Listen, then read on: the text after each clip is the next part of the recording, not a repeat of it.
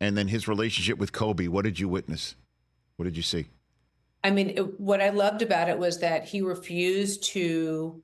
He treasured and adored Kobe, but he also wouldn't back down to him. He really felt that he needed to be another father figure to Kobe and tell him when he did wrong, because there was a fair amount of time when Kobe surrounded himself with only those who would tell him that he was right. And Jerry never would be that person. I think Shaquille O'Neal would be the person who would say that as well.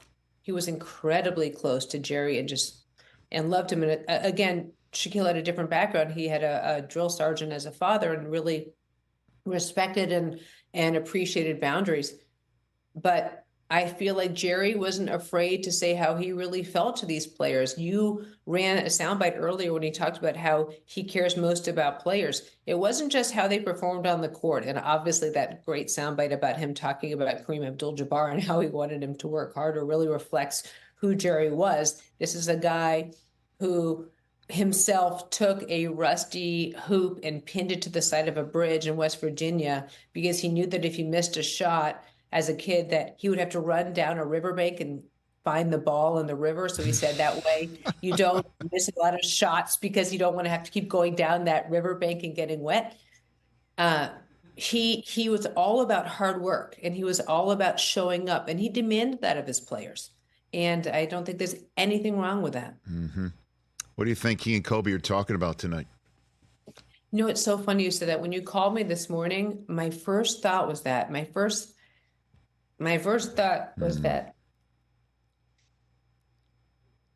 you know, it's funny. It's not like either one of them was a daily part of my life, but right. Just last week, I hadn't heard from Jerry in a bit, and I sent him a text because, you know, I loved having him in my life, and I really treasured it. And I saw him, a bit of time ago over at the tennis club where he'd meet up with some of his like favorite old timers, and he'd always say, "Come on over and sit," and he'd always bring me into the conversation. And I just feel like I think that Kobe is going to greet him with the biggest hug. I think he appreciated him. There were two men who cared so much about their image and so much about who they were and demanded such excellence of themselves. I hope that they'll just get together and give a hug and say that we did really well down there. Catch the Rich Eisen Show every single day on the Roku channel, 12 to 3 Eastern, for free.